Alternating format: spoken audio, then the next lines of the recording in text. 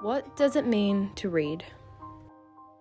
Is it choosing your favorite genre or rereading the classics? Is it losing yourself in the worlds of your favorite tales, or is it falling in love with the characters? Is it about joining them on a great adventure or using clues to solve the mysteries? Reading is what inspires me, but writing is a thrill worth so much more. Writing is creating a world of your own, forming characters that others may fall in love with. Writing is to be inspired to make something new or old or different. What do I write, you ask? I write of heroes, of villains, of travelers and soldiers, of princes and princesses. I write of spies and pirates, of bandits and civilians.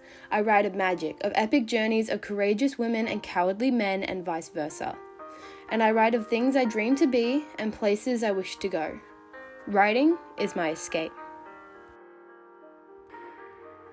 I imagine a mighty warrior and her love for adventure. I imagine watching her training solo, so no one can hold her back. She wields the precious sword gifted to her from the king she serves after saving his kingdom. She trains, practicing her stealth, her stances, and her balance.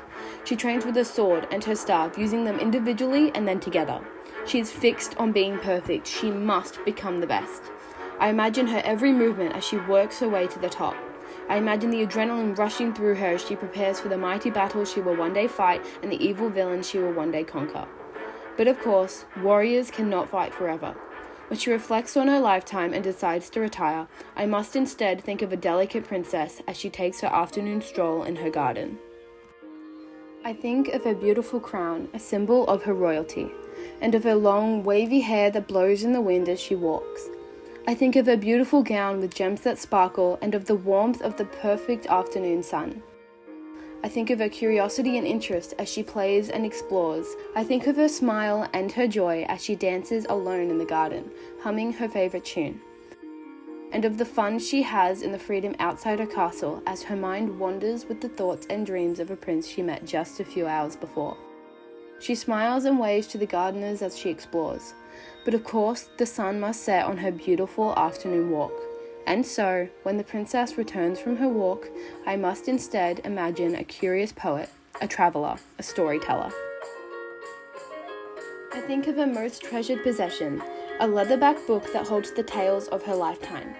I envision her finally at peace as she reads page after page after page of her experiences. She remembers the people she met along the way, smiling at the memories they had made. She continues to read, and I see her leading armies and slaying enemies. I envision her red shirt and dirtied face as she laughs and recalls, acting out her old journeys to anyone who is willing to listen. I see her jumping on rocks and tables, fighting invisible enemies, recreating the battles she once fought. I imagine her as she relives the tales of her past adventures. But all good things must come to an end. I am not putting up with this anymore. Putting up with what? I can't talk to people. Of course, I'm no longer fighting as the warrior, exploring like the princess, or retelling tales like the poet. I'm back in the harsh reality of the real world. You don't make guys at Bob like you make guys at Cruise.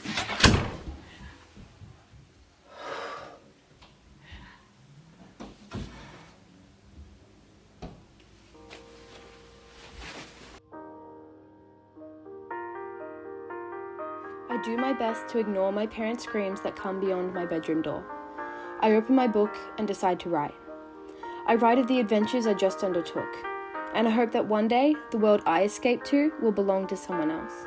I hope that I can share my stories to the rest of the world so that they may provide a safe place for all, so that no one can feel as alone as I did.